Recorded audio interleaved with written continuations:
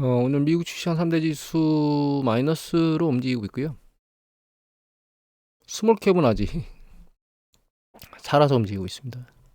플러스죠.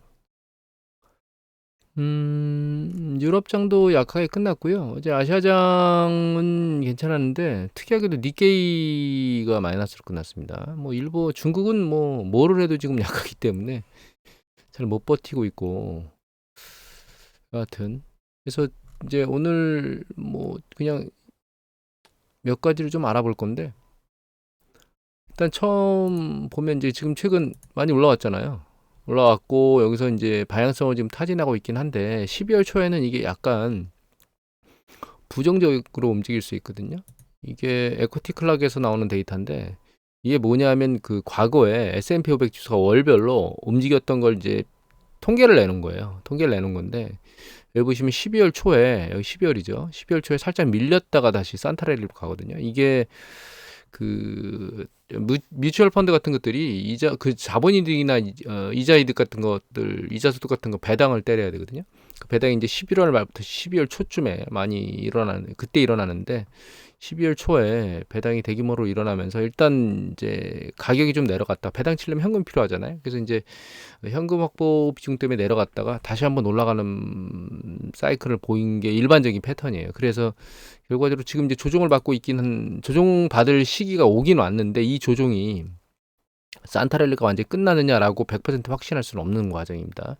뭐 이거는 과거의 패턴의 움직임이지 꼭 이렇게 된다는 보장은 없는데, 일단 지금 초반에 이렇게 어제 같은 경우 지난주 금요일이죠. 금요일 같은 경우는 이렇게 급등했다가 오늘 이렇게 세력이 약하지라고 하는 부분은 아마 그 부분으로 생각을 하시면 될 것 같아요.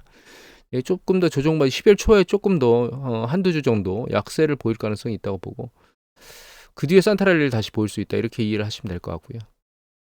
일단 여기서 조정을 받게 되면 50% 되돌림을 하게 되면 지금 이게 50일 이동평균선하고 똑같죠. 이 볼린저 밴드 제가 50을 잡으니까 중간에 기준선을. 그래서 이제 조정받으면 세게 보면 여기까지 오겠다라는 생각은 일단 해봐야 될 것 같습니다. 과거에 이 이전에 조정받기 전에 상당히 강하게 밀려 올라왔는데, 그 강한 밀림이 사실 굉장히 생각보다 약하게 밀렸거든요. 강한 추세에 비해서 많이 밀린 거죠. 그런데 이제 그걸 단기간에 회복하면서 쭉 밀고 올라왔고, 12월 연준 이자, 그러니까 FOMC 이자 결정이 10월 13일인데 그 시기에 발표 나는 거 전으로 시장 반응이 어떻게 일어날지 좀 다시 한번 모니터링을 해봐야 될 것 같습니다. 근데 그 연준 모니터링은 아마도 상승과 관련된 모니터링은 그게 마지막일 겁니다. 12월이 마지막일 거라고 보고 있고요. 일단은 미국 시장 전체적으로 놓고 보면 간단히 몇 가지 간단한 지표 한번 볼게요.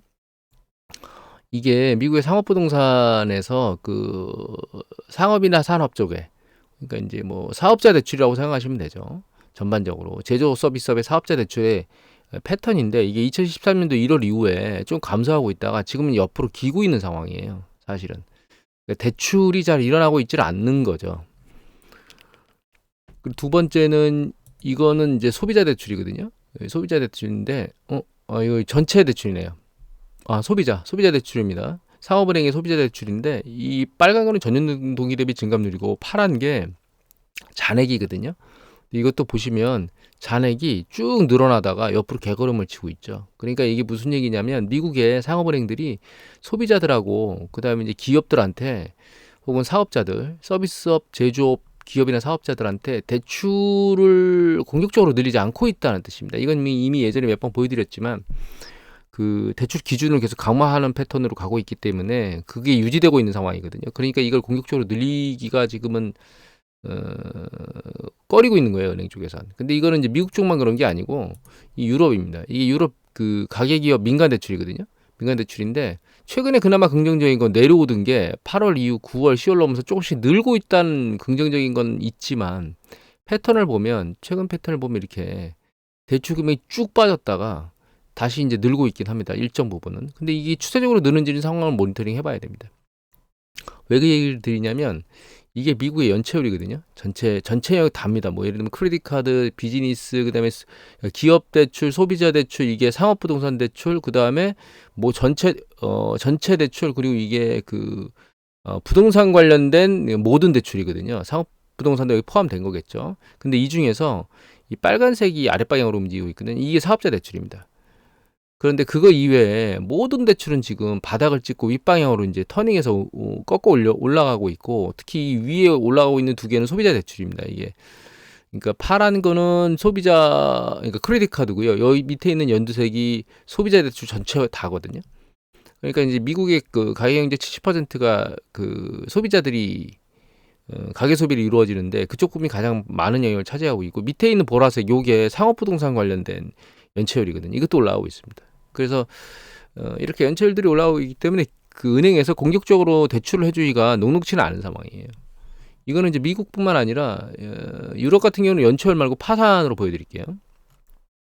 이게 그 비즈니스, 그러니까 사업자 파산 통계거든요. 여기 보시면 파산이 막 공격적으로 쭉 늘어나고 있죠. 지금 파산이라는 게, 이게 이제 건축 부분의 파산은 제외된 건데, 건축 부분도 보면 추세로 늘었다 살짝 꺾이긴 했습니다. 최근 들어서 3분기에. 하지만 이 파산 속도 굉장히 빨라요. 우리나라도 그 부동산 관련된 업종들 파산 많이 일어나고 있잖아요. 이거는 우리나라뿐만 아니라 이 그 유럽 쪽에 건축 관련된 기업들이거든요.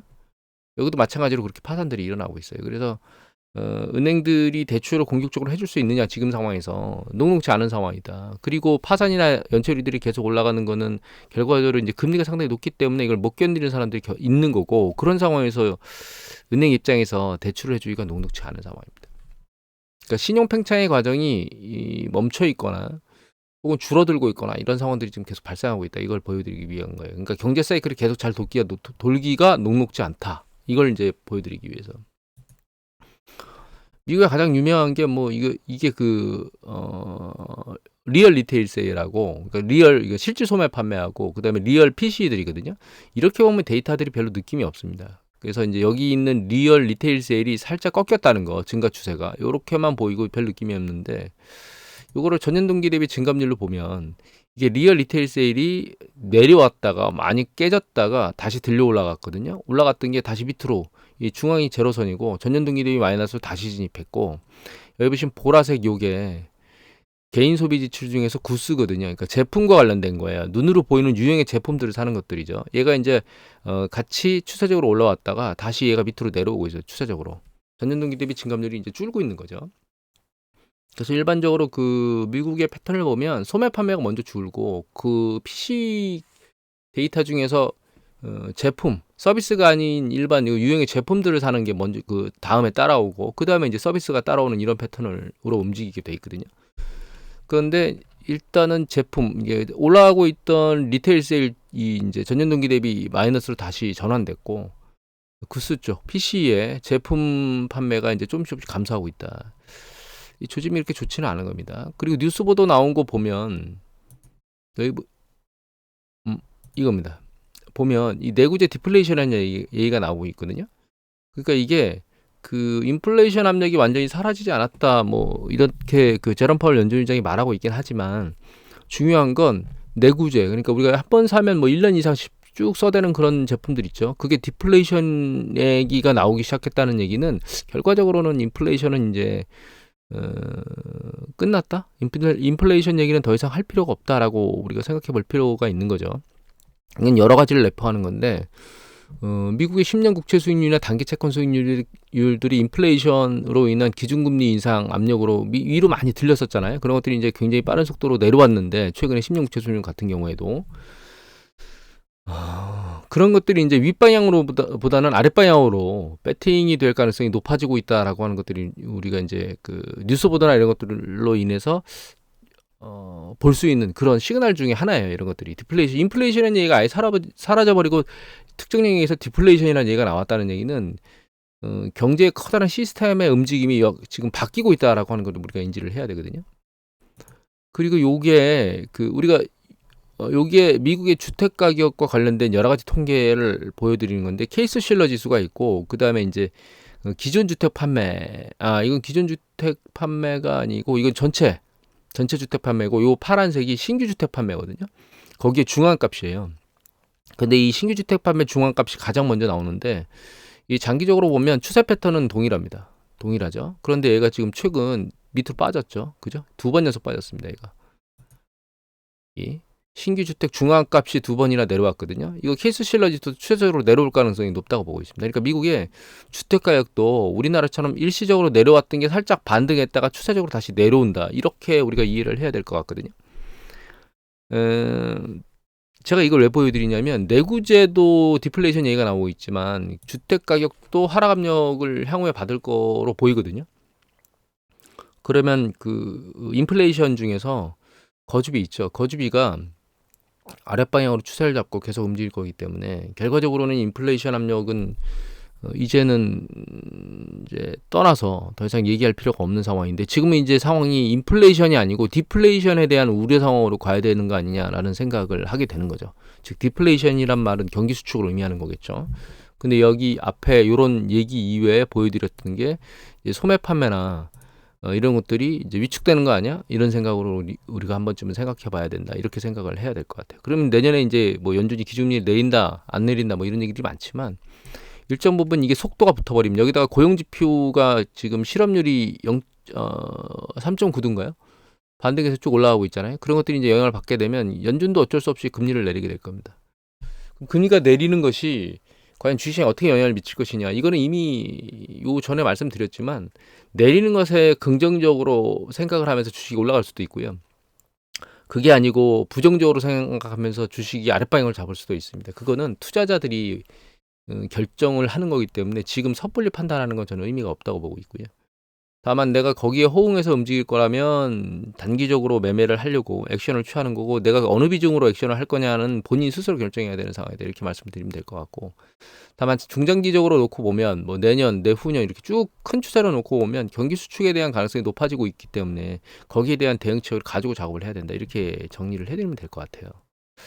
그리고 이런 문제들이 뭐 외국에서만 일어나는 게 아니고 우리나라 같은 경우에 이제 계속 말씀드리지만 이게 그 PB들 강의 가서도 말씀을 드렸지만 사실 이미 주식택 시장이 올라갈 수 있는 가능성이 존재하지 않아요. 사실은 여러 가지 이유 때문에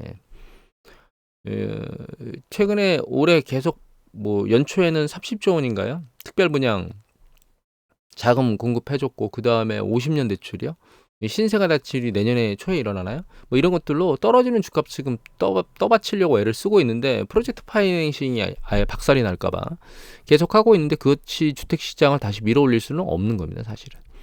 조정 국면의 끝물에 와서 이제 재차 조정을 마지막으로 해야 되고 재차 조정의 마지막은 뭐냐 하면 지금 그 시장에 매물들이 쏟아지고 있잖아요. 그 쏟아지는 것들이 소화가 돼야만 결과적으로 이제 문제가 일어나는 거죠. 그러니까 그 주택 조정이 끝나는 거죠. 그게 어느 정도로 죄송합니다. 사례가 들어가지고 물 좀 잠깐 먹었습니다. 녹음을 잠깐 중단하고 어느 정도에서 그 가격 하락이 멈출지에 대한 판단은 그건 뭐 상황을 봐야 될 것 같고요. 큰 폭의 폭락이나 이런 것들은 존재하지 않을 겁니다. 일정 수준 내려가고 조정받고 나면 직전 저점 정도는 뚫고 내려가지 않을까라는 생각을 하고 있긴 한데 그 강도가 그 내려간다 하더라도 굉장히 세진 않을 거고 중장기적으로 놓고 보면 집값은 그냥 일정 부분 조정받고 나면 이번 사이클의 바닥을 치고 나면 살짝 왔다 갔다 하는 그런 옆으로의 횡보 뭐 이렇게 봐야 될 것 같아요. 우리가 이제 지금은 기억을 해서 소멸된 것 같은데 2011년도 같은 경우에는 뭐 전세가가 주택가의 80%를 육박하는데도 집을 안 샀고 2012년도에는 90%까지 막 육박했었습니다. 12년, 13년도에는. 그런데도 10%만 있으면 집을 사는데도 집을 안 샀거든요. 이제 그런 패턴이 이제 주택 시장에 나타나게 될 것이다. 이렇게 이해를 하고 있습니다. 그리고 지금 달러가 지난번에 이제 그 댓글 달아주신 분이 좀 더 판단이 저보다 나았다고 말씀드렸는데 일단 일정 부분 제가 생각했던 것보다는 더 많이 내려왔는데 다시 이게 머리를 들려고 하는 패턴으로 터닝하고 있습니다. 이게 심도가 지금 조정받던 심도가 멈춘 것 같아요. 제 생각에는. 여기서 터닝 사이클이 밑으로 더 쭉 내려오기보단 일정 부분 들려 올라간 상태로 끝날 것 같고 이게 그럼 추세적으로 계속 밀고 올라갈 거냐 그거는 좀 상황을 봐야 될 것 같아요. 달러 인덱스가 여러 가지 요건들에 의해서 결정이 되지만 글로벌이 경기 수축이나 이런 위험성에 빠지잖아요. 그럼 안전자산 선호도인 달러 자산이 선호되면서 얘가 위로 올라가게 돼 있습니다. 달러 가치가. 그러니까 내일 경기 수축, 내년도에 경기 수축이나 이런 것들 때문에 금리 인하나 이런 것들을 작동할 때 주가가 밀려 올라가는데 주가 밀려 올라가는 거 대비 S&P 500 지수나 이런 것들이 밀려 올라가겠죠. 그런 거 대비 달러 인덱스가 사실 가치가 하락 방면으로 움직이는 게 아니라 상승 방면으로 움직이고 있으면 주가는 그 시장에서의 반응은 안전자산 선호도가 높아지면서 움직이고 있다. 이렇게 우리가 판단을 해볼 수 있는 부분인 거거든요. 그래서 제가 우리나라 그가 1,300원 깨져서 1,200원대 들어오면 달러를 계속 매집하라고 말씀을 드리는데 저도 계속 매집하고 있습니다. 조금씩 계속 상황을 보면서 매집하고 있거든요. 이미 말씀드렸지만 나중에 주가 폭락해서 미국 달러 자산에 뭐 애플이나 뭐 마이크로소프트나 엔비디아나 이런 것들을 달러로 직접 매입하려면 지금 매입해야지 나중에 환차손 발생하지 않는 상황에서 그것들을 매집할 수 있을 거예요. 저점에서. 그런 관점에서 상황을 보면서 조금씩 달러 자산을 늘리는 게 좋다고 생각하고 있습니다. 근데 이거 이제 환율을 올려놓은 가장 주된 이유는 저것 때문에 그래요. 이게 엔화와 관련된 이거 말고 잠시만요. 달러 인덱스를 요만큼만 보고 이게 지금 달러하고 엔화 환율이거든요. 이제 추세적으로 150 뚫고 올라가 1달러에 150엔 뚫고 올라갔다가 지금 추세적으로 빨리 내려오고 있긴 합니다. 그런데 이걸 보시면 이게 뭐냐면 이 파란색이 미국의 10년 국채 수익률하고 일본의 10년 국채 수익률의 차예요. 이 파란 게.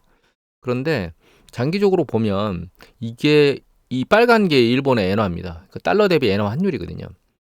그런데 보시면 그 국채 간의 차하고 엔화 환율하고 일정 부분의 상관관계가 있는 거가 보이시죠? 그래서 최근 보시면 트렌드가 이 채권 수익률의 차하고 엔화 수익률의 움직임이 같이 움직이는데 최근 이제 10년 국채 수익률이 상대적으로 그 미국의 아랫방향으로 살짝 내려온 게 일정 부분 있고 미국이 기준금리를 만약에 올린다면 12월에 올리는 게 마지막일 거예요. 더 이상 올릴 수 있는 게 아니고 그게 끝나고 나면 더 이상 추가적으로 올릴 거라는 얘기들은 아예 일어나질 않을 겁니다. 왜냐면 좀 전에 보셨던 뭐 내구재 디플레이션이나 주택가격이 내려가는 거 이런 것들을 놓고 보면 뭔가 전쟁이 터지거나 이래서 에너지 쪽에 문제가 야기돼 가지고 뭔가 급등해서 만들 수 있는 상황이 아니라면 결과적으로는 기준금리 인상은 이제 끝났다. 이렇게 생각해야 됩니다. 죄송합니다. 알람을 끄는 걸 잊어버리고. 그래서 미국하고 일본의 10년 국채 수익률이 추세적으로 올라가기보다는 아랫방향으로 내려올 가능성이 높아지고 있는 거예요. 그리고 일본 같은 경우에는 좀 더 인플레이션 압력이 유지되면 일본의 통화 정책을 바꿔야 되는 거 아니냐 이런 얘기들을 하고 있기 때문에 엔화하고 달러 대비 엔화 환율은 아랫방향으로 움직일 가능성이 높아지고 있다. 즉 엔화 강세로 갈 가능성이 높아지고 있는데 꼭 이게 단기적으로 빠른 속도로 내려오겠느냐에 대한 부분은 한 번쯤은 생각해 봐야 될 게 달러 인덱스가 좀 전에 봤듯이 아랫방에서 윗방향으로 이렇게 올라오고 있죠. 그런 패턴을 살짝 보이고 있기 때문에 얘가 추세적으로 급격히 내려오기보다는 옆으로 이제 계단식으로 이렇게 내려오지 않을까 이런 생각을 하고 있어요. 그리고 또 한 가지는 이게 빠른 속도로 내려오지 않을 거라고 보는 또 한 가지는 여기 보시면 이게 각 중앙은행의 자산이거든요. 이 파란 게 연준이고요. 그 다음에 여기 연두색 요게 그 일본 중앙은행인데 일본 중앙은행은 통화를 풀고 있고 달러는 통화를 걷어들이고 있거든요. 그러니까 시장의 통화량이 늘어나고 있잖아요. 일본 같은 경우에는 통화자가 떨어진다는 관점인 거죠. 그런 관점에서 놓고 보면 환율에는 약간 부정적입니다. 그러니까 엔화의 상승보다는 달러의 가치 상승이 좀 더 긍정적이라는 겁니다. 요것만 놓고 보면 다만 엔화가 상당히 많이 깨졌었기 때문에 지지라인까지 이게 이제 그러면 저것 때문에 위로 밀고 올라가겠냐 그런 관점으로 말씀드린 건 아니고 떨어지는 강도가 굉장히 급격하게 떨어진다기보다는 약간 계단식으로 이렇게 움직이지 않을까 그런 생각을 하고 있고요.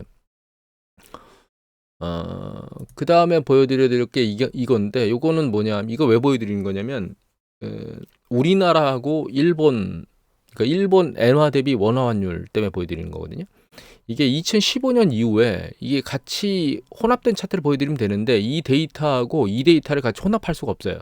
어떤 사이트에서도. 그래서 따로 보여드리는데 이게 2015년도 이후에 요거는 뭐냐면 그 일본 그 10년 국채하고 우리나라 10년 국채의 차이예요. 그래서 이거 보면 마이너스로 나오죠.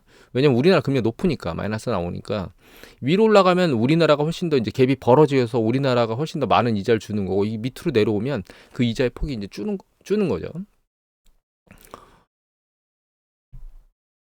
제가 반대로 말씀드렸네요. 이게 마이너스로 내려오면 우리나라가 훨씬 더 이자를 많이 주기 때문에 우리나라 금리가 상당히 높이 이제 그 격차 이제 커진 거고, 이게 위로 이제 붙어서 마이너스가 줄어버리면 우리나라 상대적으로 일본보다 그렇게 많은 금리를 주지는 않는 거다. 이렇게 이해를 하시면 될 것 같아요. 자, 그런데 그럼 그건 뭐 차지하고, 여기 보시면 환율하고 보면 2015년도에 보시면 여기서부터 스타트에 저희가 끝나는 데가 어디죠? 2016년 6월 뭐 이렇게 10월 이렇게 됩니다. 여기 보면 여기 보시면 여기서 추세에서 올라가서 2016년 뭐 8월 이렇게 되죠. 추세적으로 정점을 치고, 그 다음에 이제 찍는 게 여기 2018년 5월이잖아요. 여기 보시면 2018년 여기 2018년 5월이 어디냐면 여기입니다. 추세적으로 내려와 있죠. 다시 올라갑니다. 올라가죠? 어디로? 추세가 다시 올라가죠. 언제? 2020년 8월까지 올라가죠. 추세가 올라가죠. 2020년 8월인데 여기 2020년 8월이 어디냐면 여기가 2020년 8월입니다. 여기가 추세적으로 올라가죠. 그러다 추세적으로 쭉 내려옵니다. 그죠? 내려오죠. 어디까지 내려왔느냐? 자꾸 딴 걸 보여드리네. 여기 어디까지 내려오는? 여기까지 내려왔죠. 이게 어디냐면 2022년 10월입니다. 이 2022년 10월이 어디냐? 여기에요. 여기 2022년 10월이 여기입니다. 여기 7, 8, 9, 10 여기에요. 여기 10월. 그러다가 살짝 반등했죠. 얘가 살짝 반등했습니다. 또 여기 살짝 반등했죠. 반등했다 다시 추세적으로 내려오고 있죠. 마찬가지로 살짝 반등했다가, 근데 이 반등 강도가 약하고 추세적으로 내려오고 있는데 추세 강도가 굉장히 셌어요. 최근에 추세 강도가 굉장히 셌습니다. 내려오는 것보다 차가 내려오는 것보다. 다만 우리나라도 금리 인상은 이제 마지막으로 끝났기 때문에 이게 더 내려가기보다는 반등할 가능성이 높아지고 있다. 이렇게 이해를 하시면 될 것 같고, 그래서 우리나라하고 엔화 대 우리나라의 환율이 급격히 내려왔지만 반등 속도가 빠르잖아요. 저점을 찍은 것 같습니다. 제가 보기에는 더 이상 이 밑을 뚫지는 않을 것 같고요. 그래서 일단 지금 상황에서는 엔화가 저점이 와 있는 게 맞는데, 이제 중요한 건 그러면 엔화 투자를 해야 되느냐라고 하는 관점인 거거든요. 환율은 급격하게 막 10%씩 움직이는 게 상당히 큰 폭으로 움직이는 거예요. 10% 정도 움직이면. 그럼 우리가 단기적으로 놓고 볼 때 엔화의 움직임이 단기적으로 10%를 먹을 수 있다라고 하는 관점인데, 그럼 10% 먹고 또 10% 먹고 이렇게 뭐 막 2, 3년 만에 막 2, 30%를 먹을 수 있느냐? 그렇지 않거든요. 사실 쉽지는 않은 거거든요. 그런 움직임들이. 경제가 다 녹아나서 움직이는 거기 때문에 환율은. 그런 걸 놓고 보면 내가 지금 들어갔을 때 엔화로 먹을 수 있는 타겟은 맥스가 15%가 아닐까라는 생각을 하게 되고, 맥스가 15%입니다. 그러면 그 뒤는 어떻게 할 거냐? 라고 하는 관점인 거죠. 그 뒤는. 그 뒤로는 그러면 내가 엔화를 팔고 나올 거냐, 아니면 일본에서 주식에 투자할 거냐라고 하는 논점으로 바뀌게 되는 거고, 엔화를 가만히 들고 있느니 주식에 투자를 하는 패턴으로 들어가야 되겠죠. 왜냐면 일본 같은 경우는 뭐 국채를 사봐야 수익률 변동폭이 그렇게 크질 않고 자체적으로 이자율이 낮으니까 국채에 들어갈 이유가 없죠, 사실은.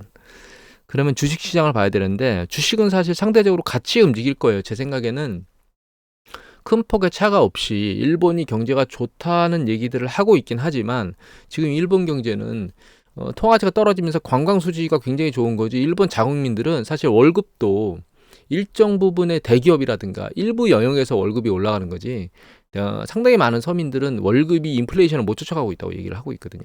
그래서 서민들은 곡소리가 나고 있다는 얘기들이 나오고 있습니다. 근데 이제 뉴스 보도를 보면 뭐 일본의 그 호텔이나 뭐 이런 것들이 말도 안 되는 가격으로 올랐다, 이런 얘기들이 계속 나오고 있는데, 그건 전부 다 관광객들한테 좋은 액션이지 서민들하고는 상관없는 얘기들이거든요. 그래서 일본 경제 계속 잘 돌아가겠느냐라고 하는 부분에 대해서는 전 개인적으로, 그러니까 돌아가는 건 오케이 한다 하더라도 그게 주식시장에 반영돼서 상대적으로 다른 데보다 성과가 뭐 급격히 빨라질 거냐, 그거에 대해서는 전 개인적으로는 약간 부정적입니다. 왜냐하면 통화정책이 수출 기업한테 유리하도록 가고 있던 완화 정책에서 긴축 정책으로 터닝해야 되는 과정 중에, 그러면 수출이 약간 영향을 받을 수 있겠죠. 그런 상황에서 내수가 그걸 떠받쳐야 되는데, 일본의 서민들은 뭐 급여가 그렇게 올라가지 않은 상태에서 인플레이션 압력만 높아졌기 때문에 결과적으로 소비 위축으로 몰리지 않을까라는 생각들을 하게 됩니다, 사실. 그리고 한 가지 더 말씀드릴 거는, 이게 우리나라하고 일본인데, 보시면 우리나라하고 일본 수출이거든요. 이게 전부 다 달러 베이스입니다. 둘 다 달러 베이스인데, 보시면 패턴이 최근 거의 비슷한 패턴으로 움직이죠. 초반기 2011년도 이후에 붕괴된 이후에는 우리나라가 개걸음을 치고 있는데, 최근 패턴을 보면 거의 비슷한 수준으로 움직이고 있습니다. 사실 최근은 약간 일본이 아랫방향으로 밀리고 있긴 하지만 뭐 패턴 자체는 비슷하다고 봐야 될 것 같아요. 근데 이 상황에서 일본이 현재 누리고 있는 그 통화 가치 하락으로 인한 그 가격 경쟁력, 수출 가격 경쟁력이 깨져버리면, 뭐로 긴축으로 돌아가면서 깨져버리면 궤도가 좀 불리하지 않을까요? 상대적으로 우리나라보다. 또 한 가지 추가적으로 우리가 생각해 봐야 될 게 이 부분인데, 이거 매크로 마이크로 데이터입니다. 보시면 이게 뭐냐 하면 일본 BOJ가 스탁 ETF, 그러니까 주식 ETF를 보유하고 있는 거예요. 그 비중이 얼마냐 되는 거예요. 이게 지금 현재 4.25인가 그렇거든요. 예. 그러니까 미국의 주식시장, 그러니까 일본의 주식시장의 4.25%를 BOJ가 ETF로 들고 있습니다. 포지션에. 상당히 큰 금액이죠. 이거를 계속, 그러니까 전 세계 은행 중에서 주가지수 ETF를 매집한 중앙은행이 있나? 저는 들어본 적이 일단은 없습니다. 일본 말고는.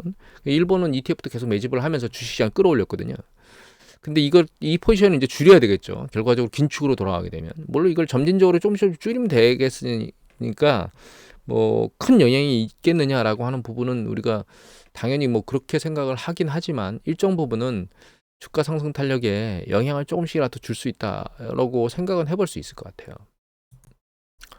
종합적으로 정리를 해보면 미국은 경기가 약간씩 식어가고 있는, 가계 경제가 이미 이제 그 은행에서 가계나 기업들 쪽에 대출을 해주는 상황은 약간씩 식어간 상황이었고, 그거는 미국이나 이런 마찬가지고, 그다음에 금리가 높아서 연체나 파산이 일어나는 패턴도 이미 일어나고 있었습니다. 계속. 그런데 미국의 가계 소비가 잘 버티고 있었는데 전년 동기 대비 증감률이 PC 쪽에, 제품 쪽에 일정 부분 이제 약간씩 올라가던 추세가 다시 내려오고 있고, 리테일 세일도 내려오고 있거든요. 지금 전년 동기 대비 마이너스로 빠져 있는 상황이고, 이 추세는 조금 더 모니터링을 해봐야 될 것 같긴 한데, 이전에 보여드렸을 거예요. 미국의 전체 그 예금 규모가 조금씩 줄고 있고, 그 다음에 저축률도 늘어나고 있던 게 추가적으로 저축률을 올리지는 못하고 있거든요. 그리고 이제 미국의 보도들을 보면 해고들에 대한 보도들이 상당히 많아요. 특히 대기업들이 해고들을 많이 하고 있고, 그리고 또 한 가지는 이제 고용 추세를 놓고 보면 실업률들이 올라가고 있고, 전반적인 건 미국 경제가 식어가고 있다라고 하는 부분들이 이제 보여지는 거죠. 여기서 이제 우리가 생각해 봐야 될 거는, 최근 미국 국채가 굉장히 빠른 속도로 내려왔잖아요. 최근 굉장히 빠른 속도로 내려왔거든요. 5%를 찍고 나서. 그래서 이제 그때 5% 조금 넘어서 깔짝댈 때, 지난번에도 말씀드렸지만 이때 좀 더 많이 샀어야 되는데 하는 생각을 하고 있는데, 4.6대 이때 하고 이때 추가적으로 이제 매집을 했는데, 요번에 내려오던 속도가 지금 멈춘 상태에서 다시 살짝 들리고 있긴 하거든요. 요겁니다. 요거. 예, 살짝 들리고 있긴 한데, 요 들림이 마지막 들림일 것 같습니다. 제 생각에는. 이게 어느 정도까지 들릴지는 제가 모르겠어요. 근데 이 지금 현재 10년 국채 수익률을 살 수 있는, 그러니까 추세적으로 요번에 반등이 수익률 반등이 마지막 반등일 것 같다라고 생각을 하고 있고, 요번 반등 때 만약 국채를 살 거라면 모두 다 털어서 국채를 살 포지션을 다 털어 넣어야 된다, 이런 생각을 하고 있고, 향후에는 추세적으로 전부 다 국채가 하락 국면으로 내려갈 것 같다. 왜냐면 앞에서 이미 설명드렸던 뭐 디플레이션이나 이런 얘기, 내구재 디플레이션이나 주택가격이 내려가는 거, 이런 것들을 전체적으로 놓고 보면 추세적으로는 아랫방향으로 계속 추세적으로 내려갈 것 같다, 이렇게 생각을 하고 있습니다. 그리고 달러 인덱스가 밑으로 내려오다가 일정 부분 다시 바닥을 치고 다시 머리를 들면서 위쪽으로 올라갈 수 있는 가능성을 열어놓은 것 같고, 일본 엔화 같은 경우에는 이제 우리가 지금 현재 투자해야 되느냐라고 하는 관점, 그러니까 바닥을 찍은 건 맞는 것 같다. 그런데 투자해야 되느냐라고 하는 관점은, 내가 엔화만 투자할 거라면 그냥 달러를 산 다음에 그걸 가지고 국채를 미국 국채를 사러 들어갔다가 나중에 그 경기 저점, 경기가 수축되는 국면에 그냥 미국 자산을 사는 게 나은 거 아니야? 라고 이렇게 생각해 볼 수도 있는 거거든요. 그러니까 굳이 엔화 쪽에만 머리를 두는 게 아니고, 엔화 말고 그러면 달러 자산이 가치가 올라갈 건데, 경기가 실제로 글로벌 경기가 수축하게 되면 이쪽에 베팅했다가 글로벌에 가장 지금 화두가 되고 있는 뭐 AI라든가 이런 것들은 다 미국 기업들이 통으로 잡고 있거든요. 그게 이제 글로벌 경기가 붕괴됐을 때 그런 주식들을 잡으러 들어가고 롱런으로 투자하는 게 나은 거 아니야, 이런 생각을 해볼 수도 있는 겁니다. 그러니까 굳이 엔화에만 꽂혀 있을 필요는 없는 것 같고, 물론 엔화를 투자하고자 하는 분들은 제 생각에는 지금이 가장 최적기인 것 같습니다. 엔화가, 그러니까 우리나라 원화 대비 엔화 환율이 가장 낮은 가치로 저점을 찍고 반등하고 있는 것 같습니다. 뭐 오늘은 얘기가 상당히 길어졌는데 이것으로 마치도록 하겠습니다.